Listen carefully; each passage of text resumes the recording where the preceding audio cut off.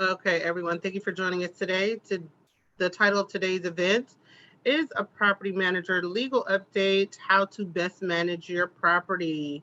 It'll be presented by attorney Daniel Bornstein. I do want to remind everyone that this is a recorded event and it will be available on our website by the end of the week. Before we get started here, I would like to play a commercial from one of our sponsors and one of our supplier members, Yardi, about one of their services that they have. So give me one moment and I'll start the presentation. Thank you.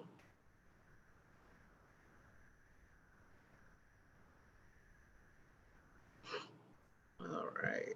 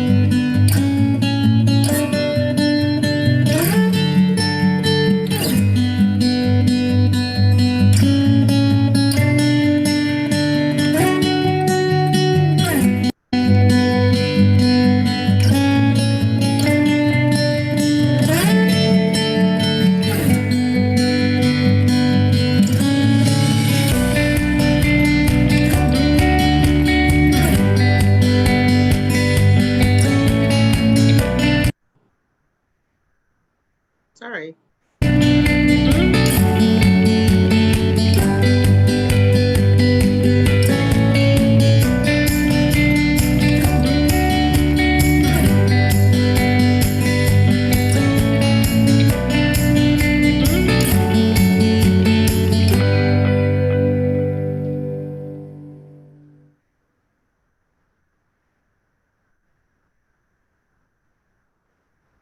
All right. Thank you all for allowing me to play that brief informational video from Yardi. And now I'd like to turn it over to Daniel Bornstein. Daniel. Hi, good afternoon. Daniel Bornstein. Thank you all for inviting me to provide information about a obviously very pressing, complex issue. My hope is that upon review of this material, you have a better understanding of what we're all faced with. Most importantly, I hope everybody stays and has stayed safe during this pandemic. And the only thing I can tell you is that what I'm going to hope to do today is go through the state law, identify the areas of the state law that you need to be familiar with, talk to you about what I would do if I were you and am holding COVID rent debt, discuss landlord-tenant disputes in the environment of this new sort of COVID regime, and then give you, unfortunately, the rules regarding Alameda County and how Alameda County is in some respects an outlier in relation to some of the rules and regulations that we are all now operating under. And with that, I think we'll be in a great position to have done some great learning during this event. So buckle your seatbelts, expect that this is confusing. I'm going to try to provide an overview of the material, and my hope is that you come away with a working knowledge of this, and that if you have particular questions regarding your particular situation, by all means, email me and I'll try to respond by email if I can, or I'll invite some sort of telephone con call with you. So with that stated, let's go over what the agenda for today's event shall be. I'm going to talk to you initially about key dates that you must be familiar with, including dates that have already lapsed, such as that July 31st date. Talk and inform you about rules regarding rent debt collection and the 15-day notice requirement that is core to a COVID rent demand. What we are faced with the new state law and that 25% rent debt that needs to be paid by September 30th. articulate the rules regarding just cause eviction protections under AB 1482, discuss what's going to happen after October 1st or beginning October 1st, focus on rent assistance and state rent relief and how do you go about recouping rent debt through the state, discussing the impact that that state rent assistance program has on your ability to pursue eviction actions throughout the state, and then focus at the end on this big asterisk, which is Alameda County and its eviction moratorium.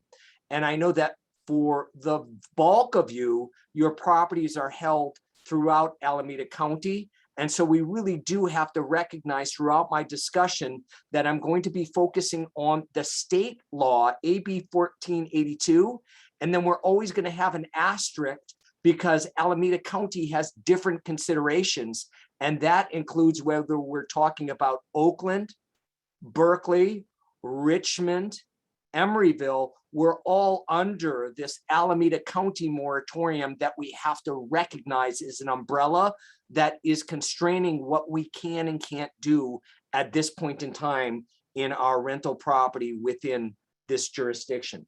So with that stated, let's jump in on this first agenda item. If you haven't done this, you've got yourself a little bit of a pickle. And if you kept your head in the sand and you didn't realize that you needed by July 31st to send a notice to all tenants who have unpaid rent debts beginning on or after March 1st, 2020, you're out of compliance right now. Let me say that again. If you haven't sent the informational notice to all your tenants who have unpaid rent debts that became due on or after March 1st, 2020 to the present, you're out of compliance. That's a key requirement of 1482 or 832. Tenants have until September 30th to pay 25% of the total rent due to avoid evictions on grounds of non-payment.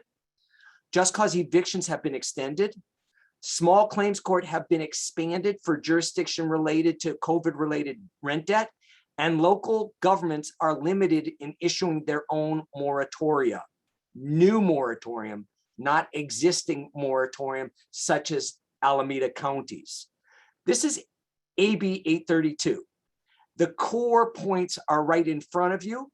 And the only thing I have to say is that as I go through this, I want you to know that some of these rules are not specific to Alameda County, because Alameda County has its own set of rules that pre-existed the state. We will go through it as the need arises. However, for now, the first item, which is that July 31st, 2021 date where the notice needed to be sent, if you didn't do it now. If you didn't have rent debt owed through July and then all of a sudden in August, a tenant hadn't paid you rent, I want you to send that informational notice. All tenants who as of July 1, 2021 owe one or more rent debts must be served this informational notice. It includes tenants who have owed rent for this time period, have not yet ever received a notice to pay rent or quit, have received the 15-day notice but failed to return the declaration of hardship, and have received a 15-day notice and did return the declaration of hardship. You need to send this document out. Service of the document by mail is acceptable. You should not be serving any 15-day notices throughout California if you first haven't sent out the informational notice. My hope, and I know EBRHA did a wonderful job of continuing to inform its membership, you've got to get this notice out. I saw the e-blast, I saw the links. I know that most of you did it. If today is your first awareness that there is an informational notice that must have been sent by July 31st and you haven't done so, by all means, do it. I will provide you the document. I just want that document to go out. This is the document. This is one form of the document that my office prepared. I can template it for you, but it essentially is a notification to tenants that due to COVID-related financial distress, their rights under the law may allow them to defer rent payments. And in fact, if you look at page 2, paragraph 2, they also inform the tenant that they may qualify for rent assistance. The whole goal of this document is to let a tenant know what their rights are during this pandemic. It gives them the right to assert a COVID-related financial hardship. It informs them of their right to pay 25% of the rent debt, and it also informs them that they may qualify for rent assistance. If you didn't get a document of this sort sent to your tenants, you've got to send the document out. If you don't, 6 months from now, 10 months from now, if you seek to collect COVID rent debt, you may be hamstrung by the fact that you can't prove you sent this document out. And I can only commiserate with all of you. There has been more iterations of COVID-related new laws in landlord-tenant than ever before in my 26-year practice. The amount of new rules and regulations that have arisen is incredible. And that means that it's up to you to stay informed and abreast of those changes. You can congratulate yourself today for deciding to attend this event because it keeps you educated.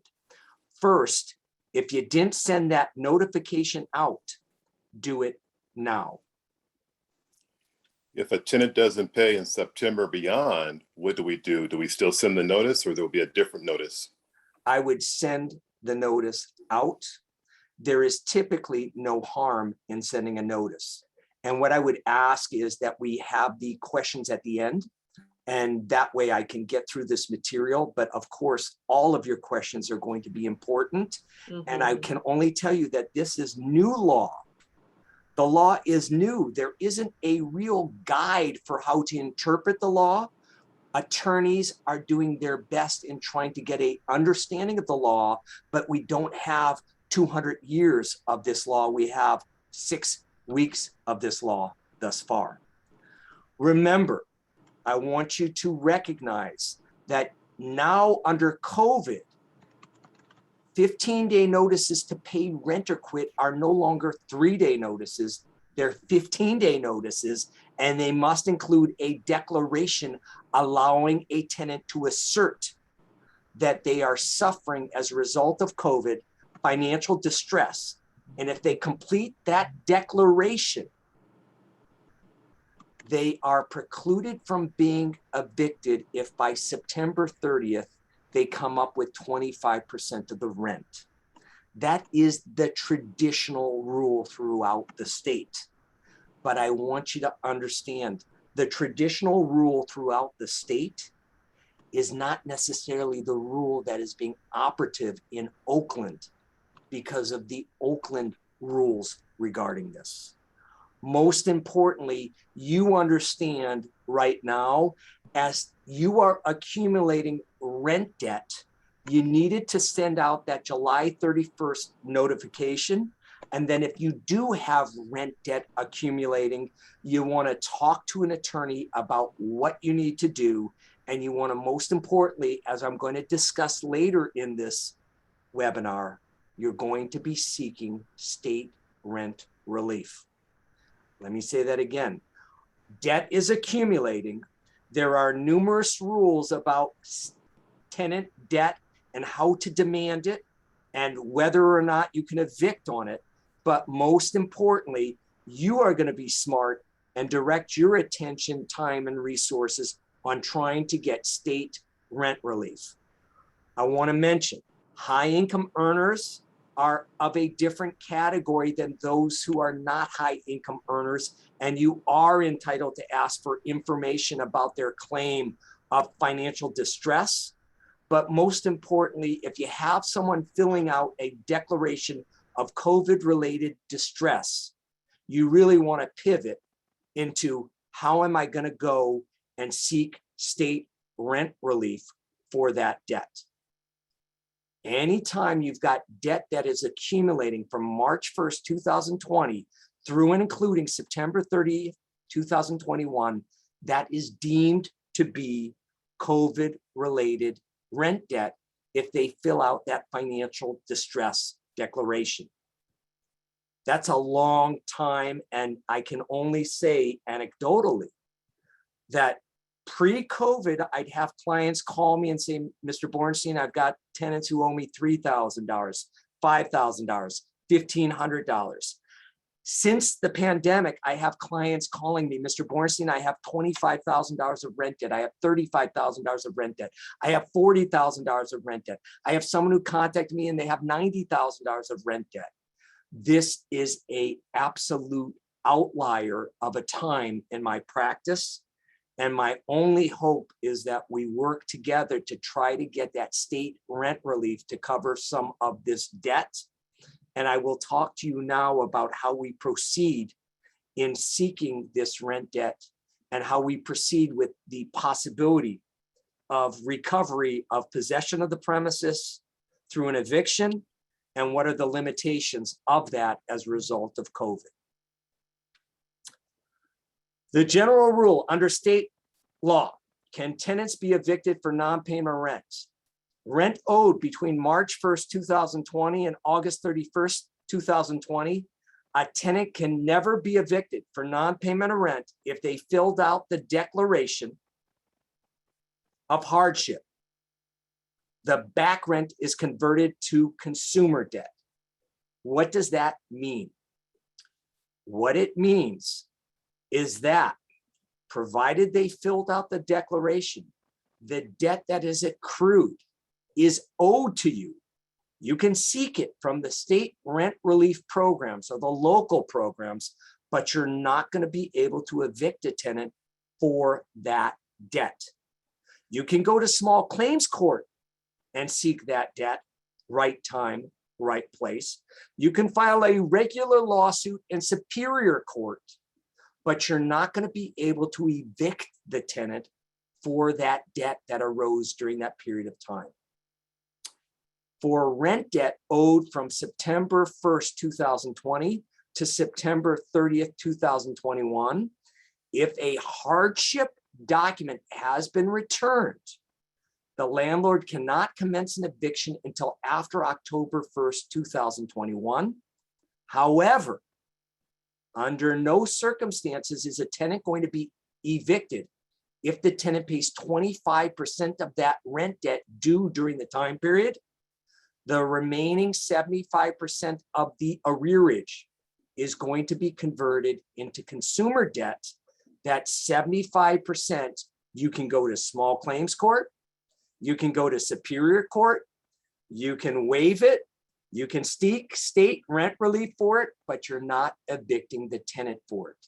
The public policy behind this is because of the pandemic, we do not want to displace tenants for this crisis and have them lose their tenancies if in good faith they've filled out a declaration saying they've been adversely affected financially due to the hardship and they've come up with 25%.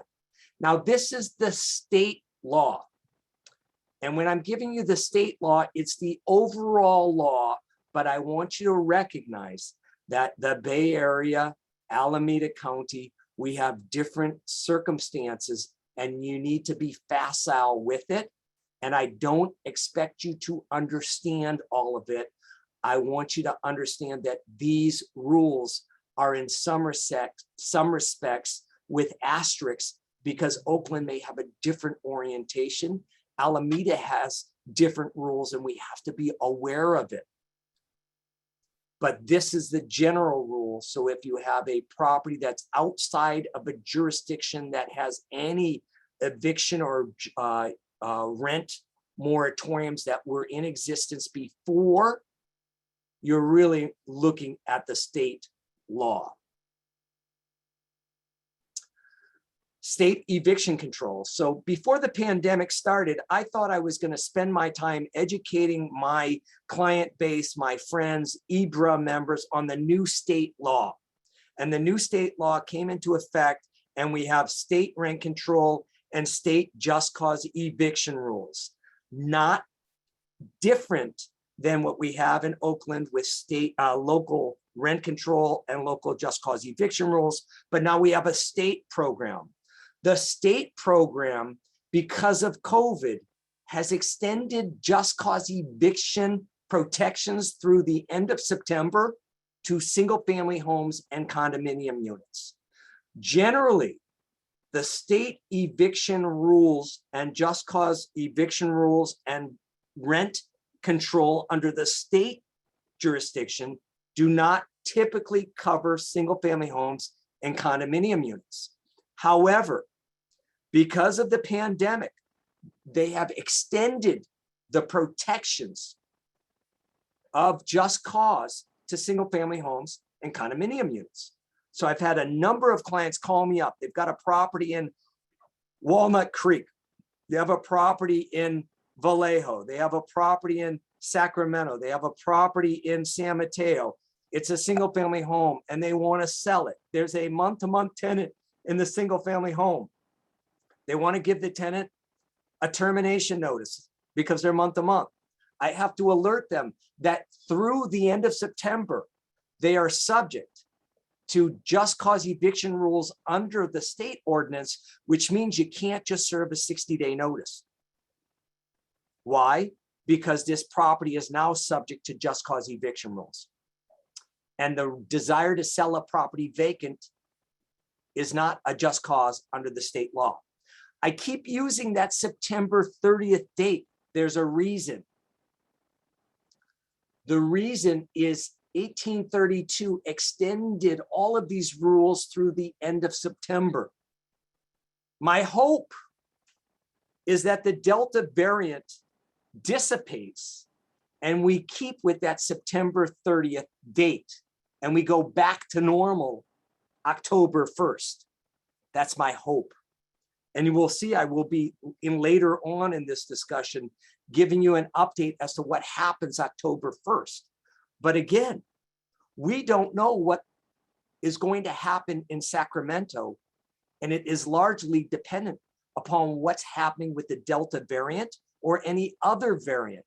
If it emerges that we are still in the thick of the pandemic and the light at the end of the tunnel is still beyond, then we may have an extension of these protections.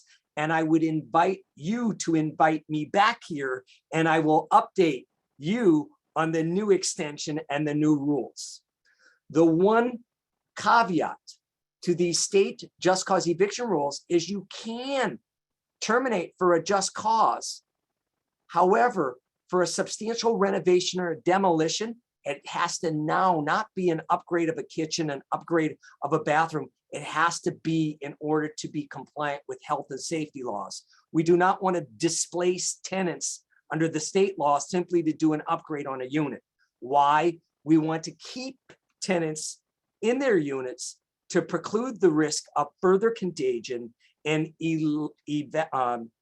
enlarging the risk of the contagion. Now, whether you agree with this public policy or not is in some respects irrelevant. My job today is to provide you the knowledge base so you have a working knowledge of what's happening.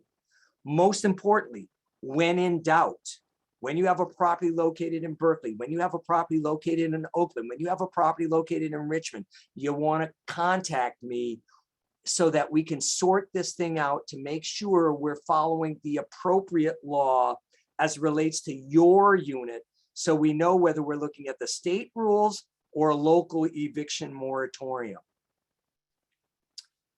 Under the state law, the at-fault or for-cause evictions, they look very much like the Oakland ordinance: violation of lease, committing a nuisance, committing waste, such as causing a fire at the property or causing a huge flood, refusing to sign an extension of a lease, criminal activities, subleasing, refusing access, unlawful purpose, failure to vacate, where we have a property manager or resident manager or a termination of a license, or failure to vacate after providing written notice to vacate. That's a different one. These are the state just cause eviction rules.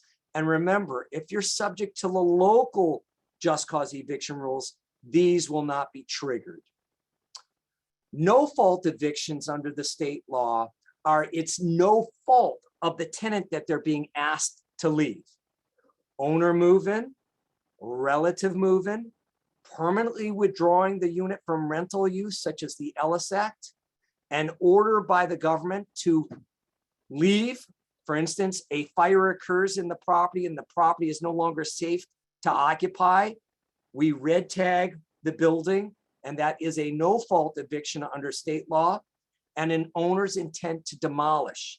And right now, though, we know it's limited to public health and safety matters. We don't want owners in in Walnut Creek, for instance, on a multi-unit building during COVID, decide that they're going to do a remodel project, upgrade a bathroom, upgrade a kitchen, and terminate a tenancy at this juncture, because we want to stabilize housing, not displace tenants.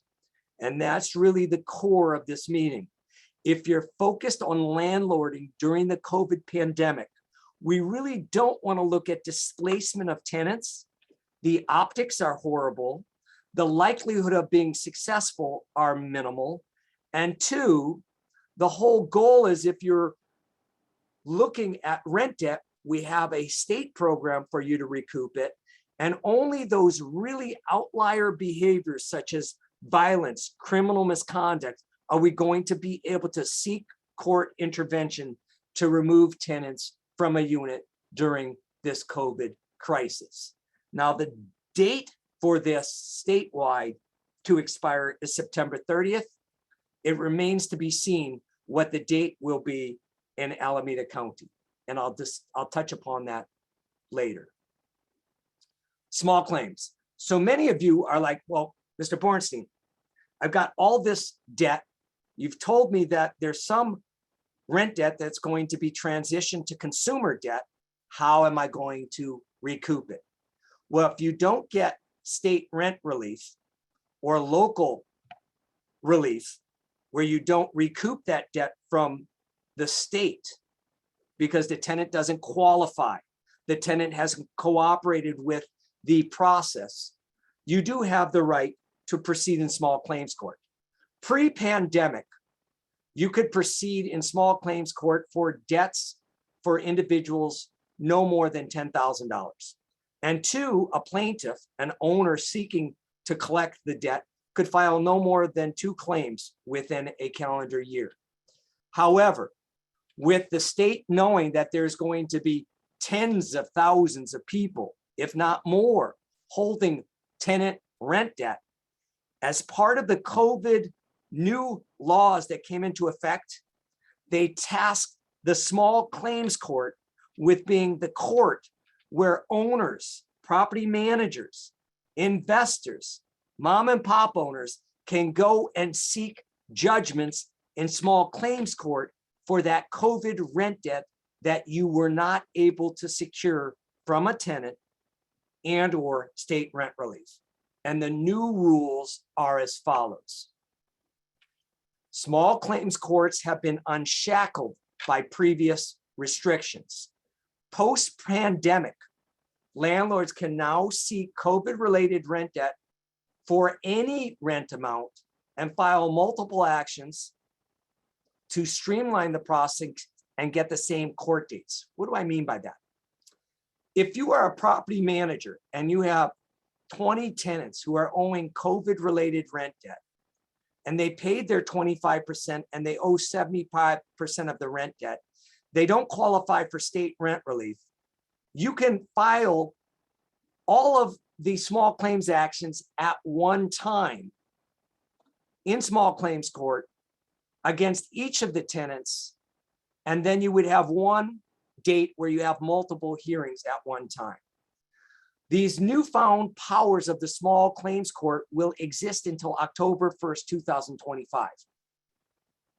That's how long they're expecting it to take for you to recoup your debt or at least get judgments. Remember, small claims court is relatively simple. It doesn't involve an attorney on the front end. It involves you filing a 1 to 2 page document with the court, asserting your claims, and then having a hearing where the tenant either shows up or not. Be advised, the earliest date that these COVID-related rent debt claims can be brought is November 1st. You cannot be represented by an attorney by filing these lawsuits unless the tenant appeals a decision. Now, for some of you, you will say, well, that's great. I'll go to small claims court. The tenant owes me $8,000 of COVID-related rent debt. I'll get a judgment against the tenant in small claims court, and I'll hold on to that judgment until I collect it. And remember, a judgment isn't the same thing as collecting the money. A judgment is a piece of paper that says the tenant owes you the money, and you can record that judgment, and it goes on the tenant. You can have that judgment proceed and seek collection of the judgment, but it doesn't guarantee you're going to get paid. If you get a judgment, the small claims court judge does not turn the tenant upside down, hold them by the ankles, and shakes money out of their pocket. It's a piece of paper, but it's still better than simply nothing. For those of you who have rent debt that is in excess of $20,000, $30,000, $40,000, $50,000, you may decide not to go to small claims court, but instead file a regular court case, breach of contract action, in Superior Court. In Superior Court, we have limited jurisdiction, those matters under $25,000, and unlimited, those matters that are above $25,000. Why do I mention this? Because small claims court can be deemed to be kangaroo court. You put your story in front of a judge. Sometimes it's a volunteer attorney, and you roll the dice sometimes. The volunteer judge, the judge pro tem, may not be that sophisticated and may still find in favor of the tenant, even though you've put together a good case, even though you have all documentation, the judge may not give you what you sought. And if you go to small claims court as a plaintiff, you do not have the right to appeal. You do not have the right to an attorney. So for those of you who have large debt, you may want to consider avoiding small claims court and proceeding in Superior Court. Attorney fees are recoverable, but the new law puts a cap on them. And so for you folks who are carrying $25,000, $30,000, $40,000 of debt, yes, you will be able to go to small claims court at some point, but you may decide that it is better to have an attorney assist you because the debt is large enough. And for those of you with clients or tenants who have decent history financially, who are employable, who are going to have a life of success, you may not simply walk away from that debt, but instead retain an attorney to pursue that debt, because at some point in time, you will be entitled to recover that debt or get a judgment. And in my history of being an attorney, I may have gotten judgments on behalf of clients 15 years ago, and I will once in a while have someone who I have a judgment contact me. They're trying to buy a house. The judgment is showing up, and they want to clear the judgment in order for them to qualify for a mortgage. And then all of a sudden I contact my client and say, hey, by the way, I know it's been a long time, we haven't talked. You're finally going to get paid on that judgment. So I want you not to walk away from debt. Instead, rent debt, try to collect it from the tenant. If they file the hardship, make sure you seek state rent relief and participate in the program.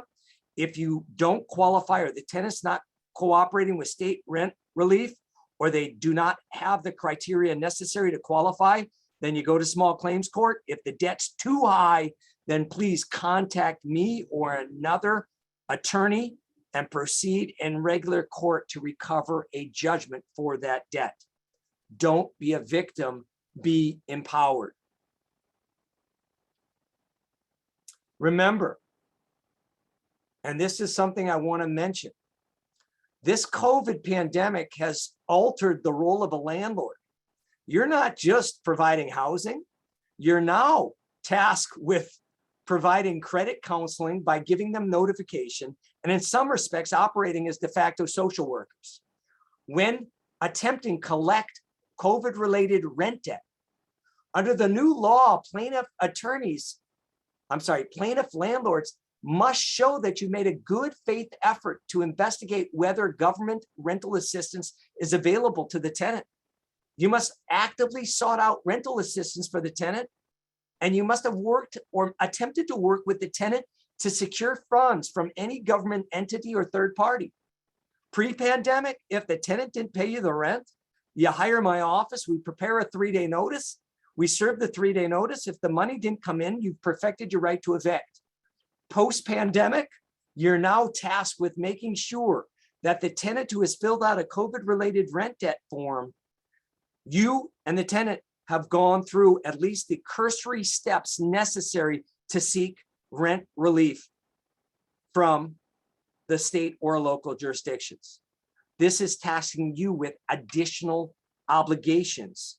And that's why I say your landlord role is evolving to additional responsibilities. And the way that this happens, where your additional responsibilities are going to be tasked, you will see in a moment. I just want you to remember, my strong advice for you folks is spend your time now focused on trying to get state rent relief applications in place. And those tenants who are recalcitrant, who are not communicating with you, find a way to get them to communicate if you can.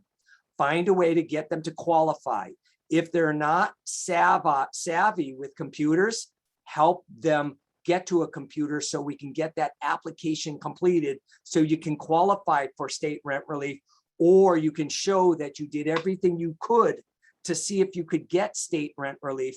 Because if you do have to proceed with litigation against a tenant, you're going to have to demonstrate that you made good faith efforts to seek a tenant's government assistance for state rent relief. October 1st. And remember, this October 1st, we know is the current state of the law. The moratorium and all of these COVID-related pandemic rules end September 30th from the state. Conceptually, 3-day notices to pay rent or quit will resume. If a tenant fails to pay the rent, the landlord can proceed with an unlawful detainer action for that October rent.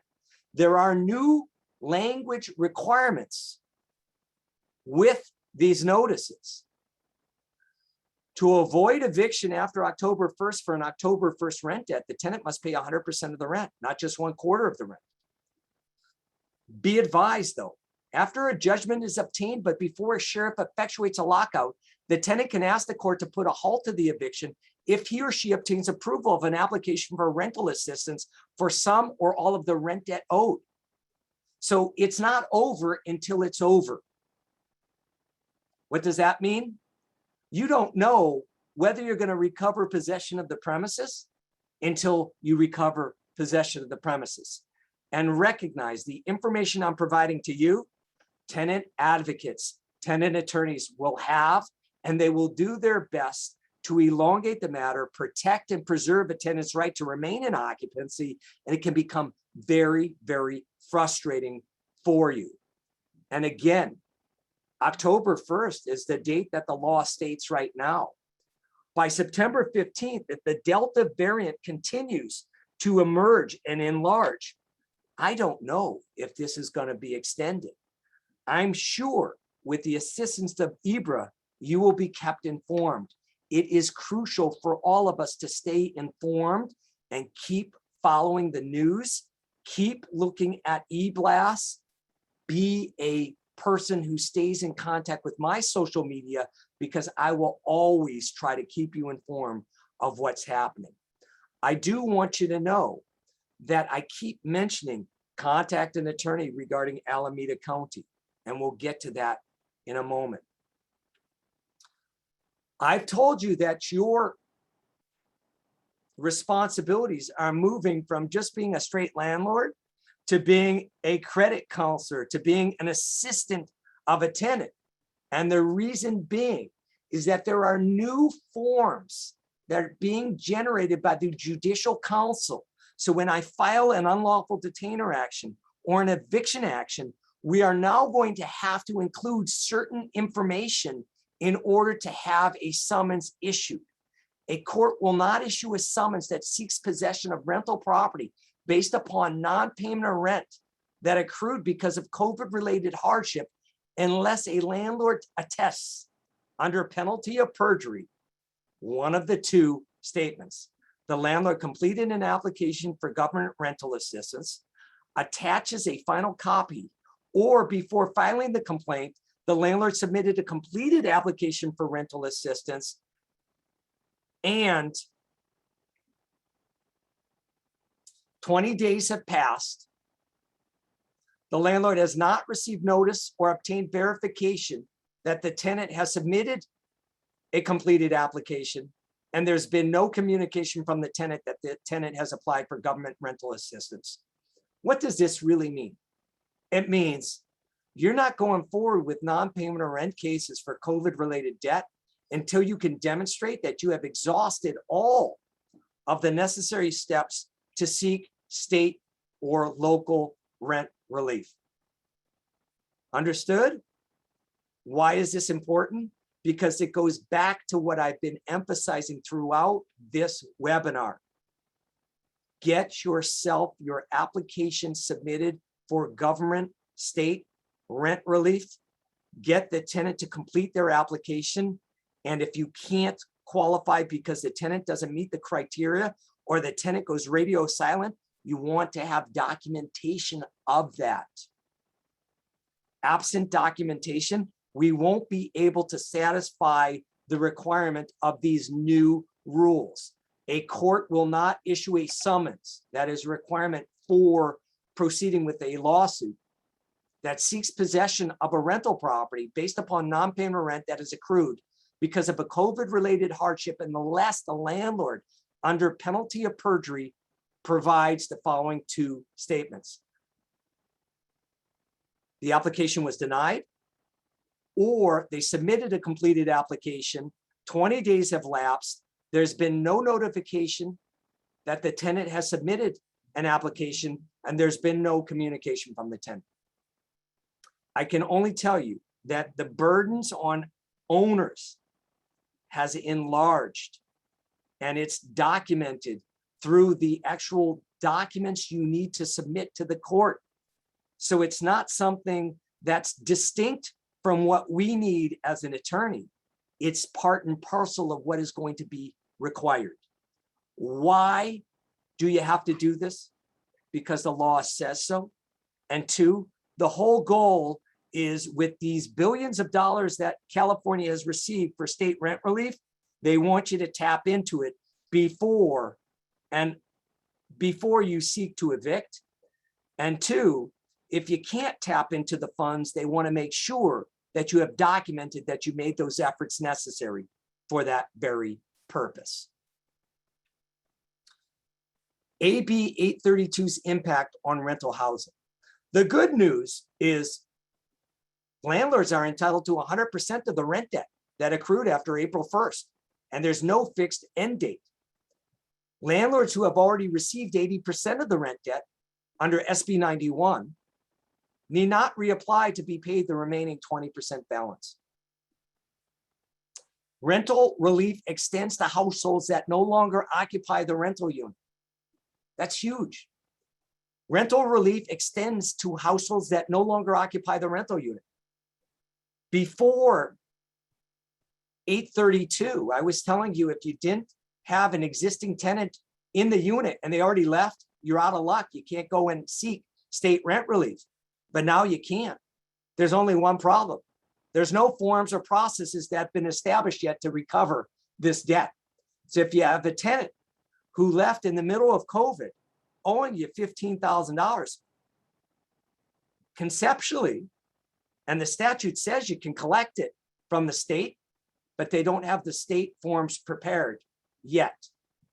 Keep track, keep good organization, and keep informed. That's all I can say. And remember, the criteria to qualify remains the same. If you have a tenant who's making more than 80% of the average income in that location, they don't qualify. So if a tenant who had a good job just decided not to pay you, filled out the declaration of hardship, but they were employed at a software company in Silicon Valley and they skipped town and moved to New Mexico, you're not going to qualify for state rent debt. You do have the right to go to small claims court.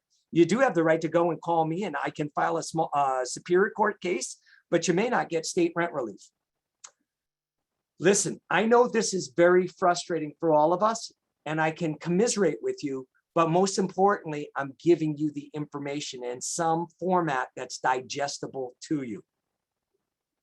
You can always visit the housing website, the Housing is Key website.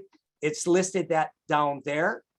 And you want to make sure that you're familiar with this. You may be getting rent relief from the state, but it may be coming 6 months from now, 8 months from now. I do not know, because we don't know when the money will be exhausted. We don't know if there's going to be another infusion of cash. We simply are giving you the rules, and then it's up to you to follow the advice provided and keep in contact with your tenants. And I want to say this, you may have a terribly antagonistic relationship with a tenant because the tenant is obnoxious, plays music at loud levels at night, disturbs other tenants, but they owe you a COVID-related rent debt of $15,000. It's your job to look past that obnoxious behavior and compel, motivate the tenant to work with you to get that state rent relief. You can simply communicate and say, I know we've had our tension. I know we've had our stress. I know we've had our disagreement, but I want you to understand there's a win-win situation here. I can reduce your debt to me by having you cooperate with our effort to get state rent relief. Let's put aside our differences and work together on this win-win situation. If you can motivate in that manner, you put money in your pocket and you at least resolve that issue of that debt that has arisen during this period of time. Be smart. Sometimes you have to compartmentalize your anger and frustration and work with someone in order to accomplish a bigger goal that works for both people. I don't know if it's going to work. I'm just giving you the suggestion. I want to mention some municipalities have marched to their own drum on their local rent assistance program. San Francisco has a program. Oakland has a program.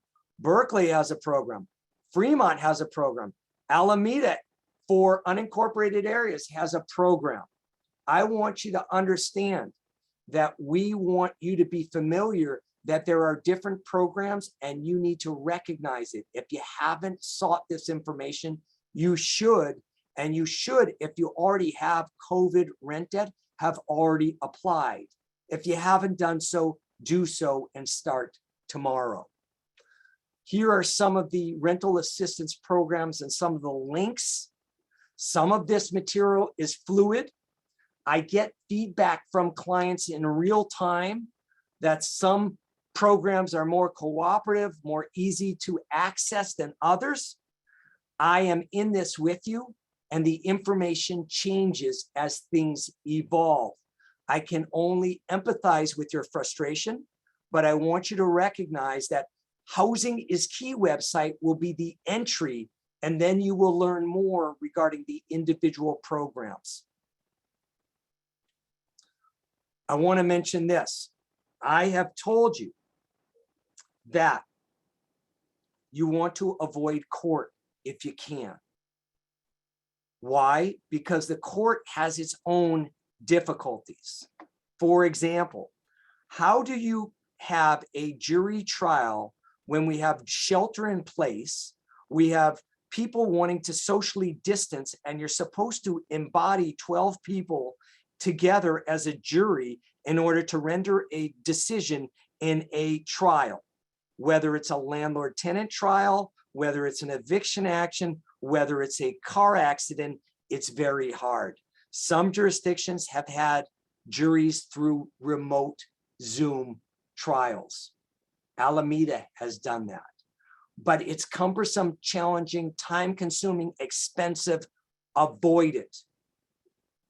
2, Alameda has its own rules regarding the moratorium. Right now, the type of evictions that are permitted in Alameda for purposes of Alameda County are those egregious situations, life and safety issues, arson, violence, drug dealing, criminal activity, not subletting, not having a pet in violation of a pet agreement, not non-payment of rent, not playing music loud at night.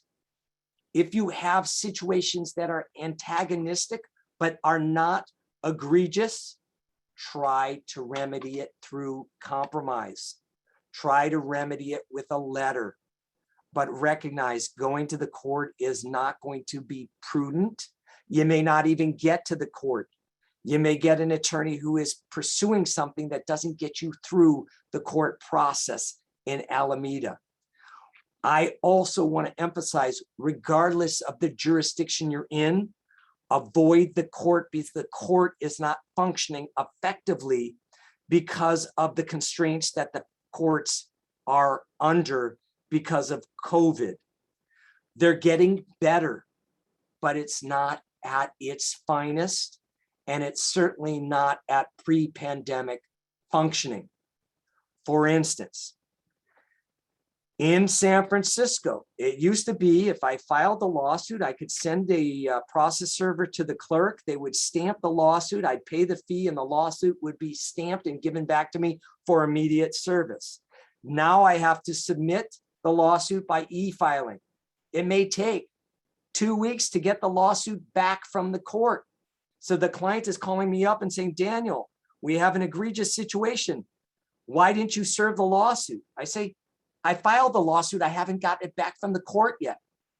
In Marin County, you have to drop off complaints. You don't get the complaints back for weeks. In Alameda County, for unlawful detainer actions, you have to submit a declaration in order to get the right to proceed with the lawsuit. And so things are inherently different. And that inherent difference is a constraint for owners. And that's why we want to avoid it unless you can't avoid it. What are things that you can't avoid? Arson, violence, drug dealing, vandalism, criminal activity. You've got to act. Sublet, pets, noise. Try to mitigate it. Don't seek the court intervention. Alameda County. The reason why I keep mentioning Alameda County is because EBRHA is a Alameda County based organization. The bulk of, my understanding, the bulk of the client is within the Alameda County. And here's the thing, Alameda County ordinance states that this eviction moratorium will expire 60 days after the expiration of the local health emergency, whichever is later. Well, the local health emergency is still in place. It will be up to the supervisors to end the local health emergency. Do you understand that? So regardless of what the state law says about the end of September, Alameda County still has its local health emergency. And it will be 60 days after they end the local health emergency that the moratorium is over. Got it? Very important. So as we get excited about September 30th and October 1st, I want to caution you, Alameda County may function very different. And what are the rules in Alameda County? Well, look at item B on this PowerPoint slide. No landlord may evict or otherwise require a resident to vacate a residential unit while this section is in effect. Moratorium based upon non-payment of rent. No landlord may evict an affected tenant or ask them to vacate or retaliate for their failure to not pay the rent based upon non-payment. So if you proceed with an eviction for non-payment of rent, which you won't be able to, it's an affirmative defense to the eviction action that you proceeded in Alameda County. And it includes both unincorporated and incorporated areas of the county. The only exceptions to this moratorium is outlined in F above. LSX, where an owner goes out of the rental business, and some owners so frustrated and having their hands tied have proceeded with Ellis Act evictions during COVID, and is permitted. An order by a government agency or court, number 2, that would be, for instance, a fire damaged the property so severely that it was red tagged and it's not safe to be in. Or, as I've mentioned before, there is an imminent threat to health or safety. The Alameda court is looking at imminent threat to health or safety before they permit the eviction to proceed. And remember, you violate the ordinance, it's an affirmative defense to the unlawful detainer action. You won't be able to proceed in Alameda County. What this has done is reduced substantially the amount of unlawful detainer actions that are being filed in Alameda County. When is this ordinance, or when is this moratorium going to be lifted? We don't know yet. And why I mention this is that for the first 45 minutes of this talk, I've been talking about state law, and we've been excited about that September 30th date. I can't get excited about that September 30th date when I'm focused in Alameda County with my practice because of this ordinance. And we believe that this ordinance will, because it pre-existed some of the state rules, will continue until the actual supervisors in Alameda end the state of emergency. And then we have to wait how many days? 60 days. And I can get into the particulars of some of the eviction moratoriums in Oakland, some of the eviction moratoriums in Berkeley, some of the eviction moratoriums in other locations, but Alameda County, which is an umbrella over these cities, has this. And this is what I've been focused on, because this is what is an infringement on your use of the courts for your landlord-tenant disputes. I mention this because I don't know when we're going to be able to proceed successfully in Alameda Court. And unfortunately, if you have a property in Alameda Court, you're going to probably be up against these considerations throughout the evolution of the COVID pandemic. And I don't necessarily see a light at the end of the tunnel anytime soon, which means what? For your COVID rent debt, get rent relief. If you can't get rent relief, then you're often in a state of suspended ambiguity until things open up. Could you negotiate a voluntary move out of the tenant from the premises? Yes, that is an option. My office is continuing to do negotiated voluntary move outs. In exchange for a tenant giving up possession, we may waive rent, we may incentivize them to move out. Be advised, Berkeley has its own rules. Oakland has its own rules. Alameda, the city of Alameda, has its own rules.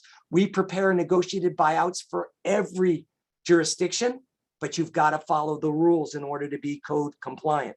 That is an option. However, knowing that we have accumulated rent debt, I may seek rent relief before I negotiate a deal for a tenant to move out and waive the rent. I want to get some money from the state. Why? Because it's available to me. And I should use my efforts right now to get that money from the state. And then I'm going to stay informed of what's happening in Alameda County.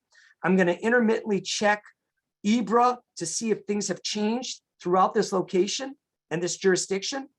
And I'm going to become a friend of me on Facebook, get on my e-blast list so you can get informed of how things are changing, because come this fall, maybe 2022, things are going to change and we're going to have to rapidly shift.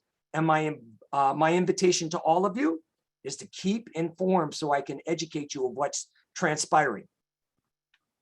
I want to thank you and remind you to stay in touch. And I know that this is a lot of information thrown at you. And the only thing I can tell you is as follows. As I said before, never in my professional career have I had more iterations of new laws thrown at my office, thrown at the community of my clients, and trying to decipher it, and simultaneously learning how each court is operating in each different county, and having to be facile and smart about using client resources to accomplish client goals during a time where we are faced with this pandemic. When in doubt, reach out to a quality attorney to give advice. And if you do get advice, cross-reference the advice and get a second opinion. I don't have a monopoly on judgment. I welcome different opinions because we are looking at laws that have been put in place to address an emergency, and the laws and their interpretations are subject to dispute. And how I see a law and how a judge sees a law, how a court interprets a law, how another attorney interprets the law, you may get different opinions. So educate yourself, triangulate judgment, and by all means recognize that you may speak to two people and get three opinions on things. I will say, for emphasis though, you do need to seek state rent relief for that debt. Do not accept inertia. Be active in trying to get it. For example, if you are serving a tenant community where English isn't their first language, or if they're not computer savvy, I've had clients come to their tenants with masks, properly with gloves on, helping them apply for that state rent relief, so you can close the gap and make sure that the loose end is not precluding you from accomplishing the goal of recovering these funds. A month ago, I had many people commiserating that they haven't received any state rent relief. I'm starting to get information from my clients that they are indeed receiving state rent relief in different jurisdictions. Some are faster than others. Stay tuned. I will continue to give updates, but most importantly, I want to thank all of you for your attention and also congratulate you, because this stuff is tricky. And the only thing I can tell you is that it may change in September. We may have a change of law. The law is going to evolve as the pandemic evolves, and I'm here to help out. And I will make myself available if the need arises. And again, I want to thank EBRHA for inviting me to be here, and want to thank all of you for your attention. With that, Shani, I think I'm going to give it up to you.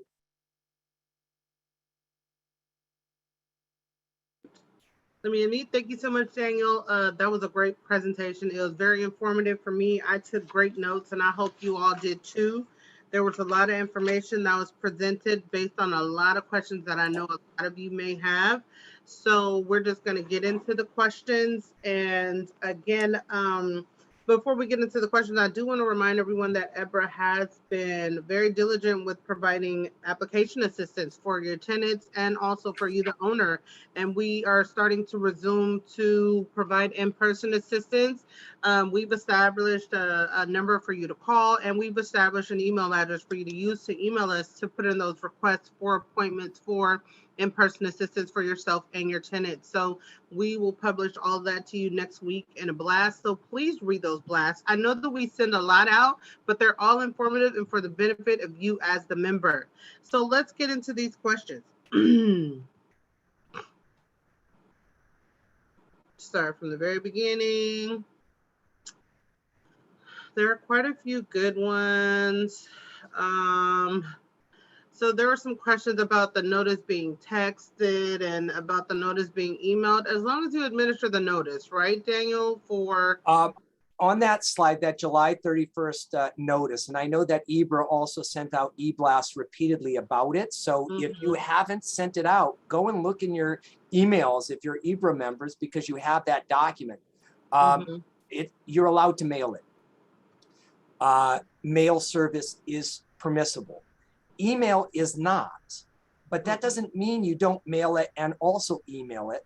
I'm a big believer, if you're concerned that someone is going to be casually inattentive to what you serve, you mail it, take a picture of it, of the envelope, you post it on the tenant's door. You can take a picture of it on the tenant's door. You can also email it and ask for confirmation of receipt. But generally, mail serve is correct. Personal serve is fine. Email by itself is not. Thank you for that. Maya Clark asks, are single family homes and condos only subject to just cause, or are they now under rent control too? My understanding is it's just cause. Just until the end of the moratorium. But what I will tell you though is be very careful with decisions about raising rent during this period of time. And I say that because the optics of raising rent during COVID is not ideal. So you should contact an attorney before you decide to raise the rent on someone, because there are a whole litany of rules depending upon your jurisdiction. And you want to make sure that you're not violating any in-place rules. For instance, those counties that have had these horrific fires, there are rent gouging laws throughout the state and particularly affected jurisdictions. So you want to be careful that you're not violating any law. Also, with rents historically during this COVID time contracting, they are coming back, but rents contracting, raising the rent at this juncture, you may decide that it's better to wait until after the pandemic. Perfect.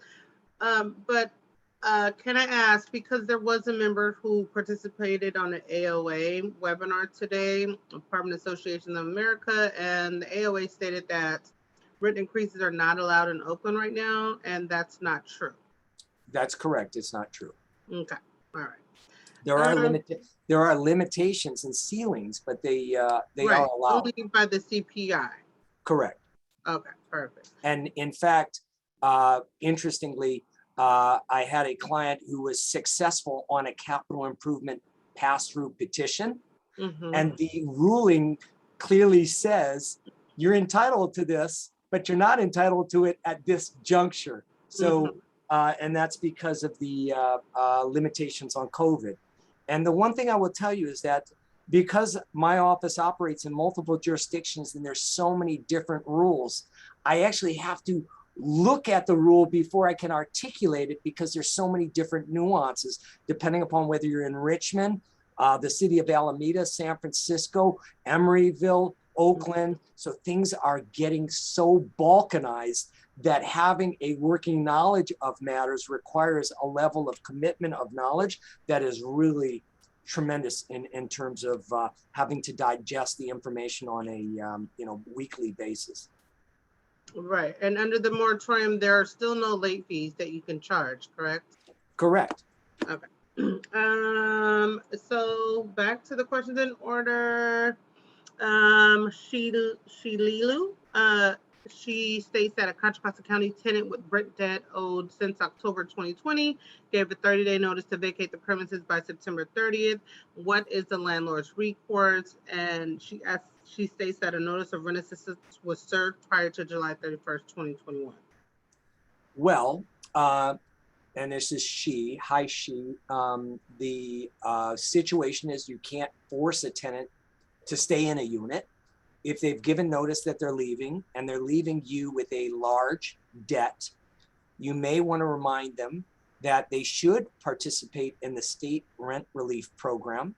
You should try to get them to apply, and you should let them know that their debt continues even as they're out of possession of the unit, and that you're going to seek rent relief.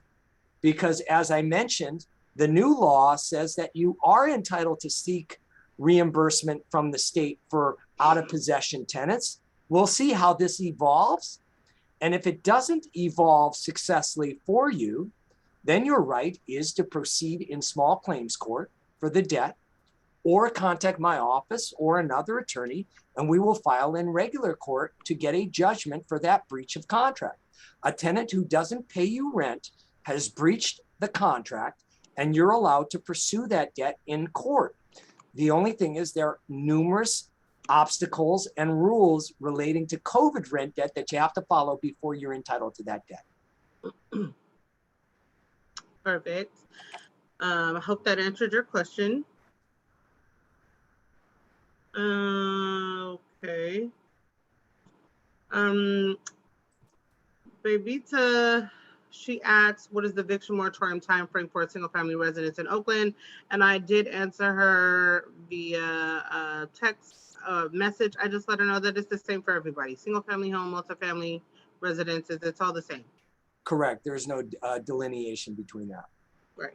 And the reason why I focused on the Alameda County moratorium, because it covers unincorporated and incorporated parts of Alameda County. So it's in some respects an umbrella. You can get focused on a local jurisdiction's moratorium or rules, but in the end, I can't get you to court in Alameda because of Alameda's rules.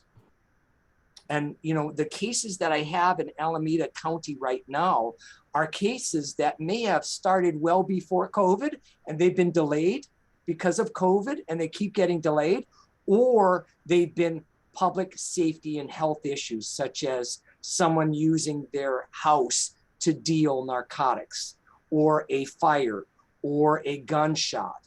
Those things I'm actively pursuing. The other stuff, we're just sitting in a state of suspended ambiguity.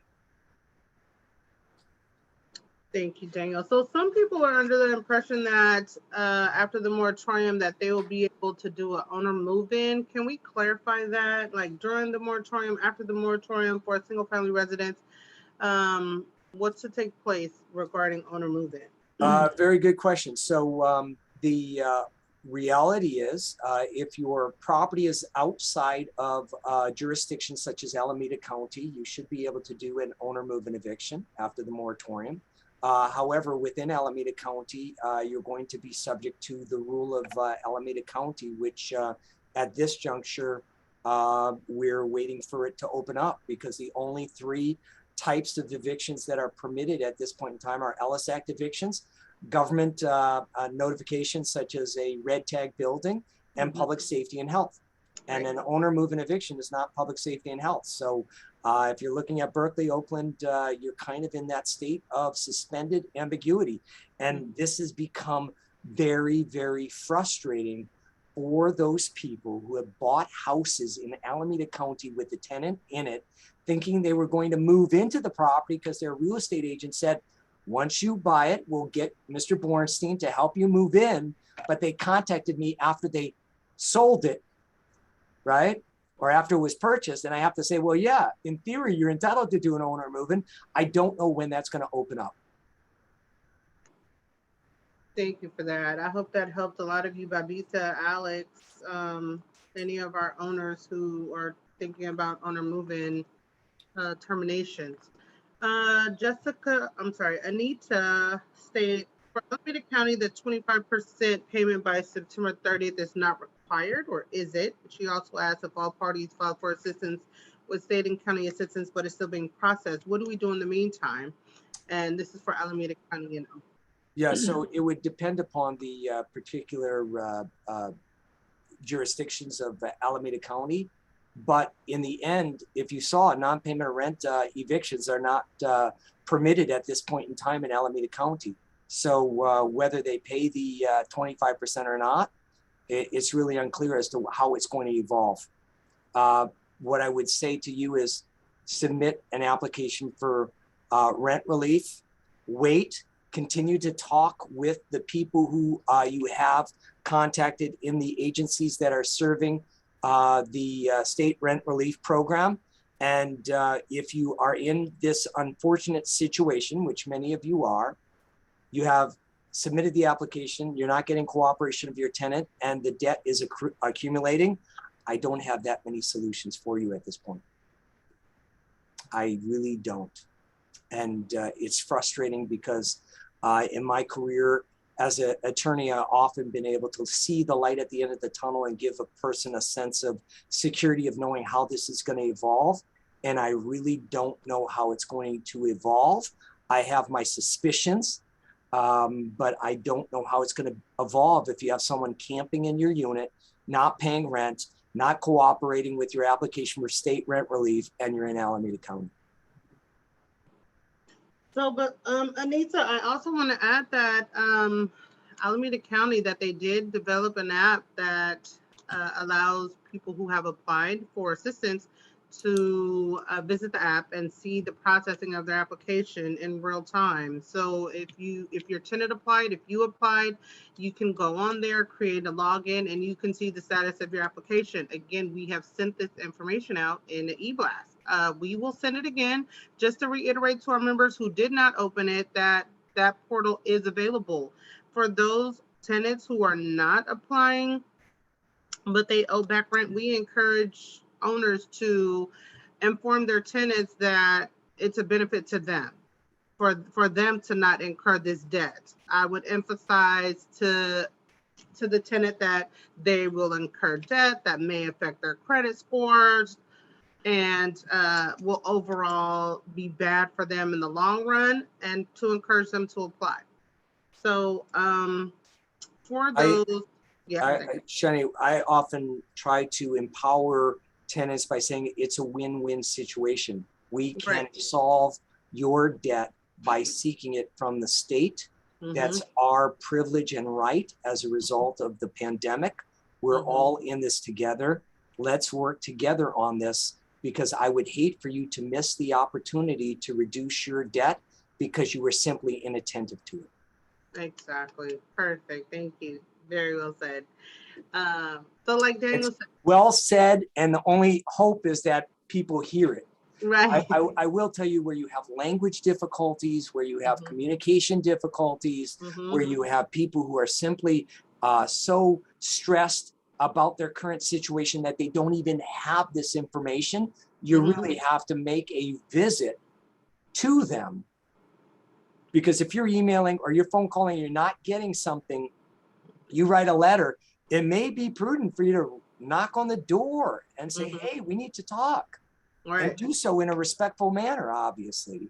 And not only that, but you can have them call us. There are a lot of misconceptions that the application process is difficult, that it's going to take a long time.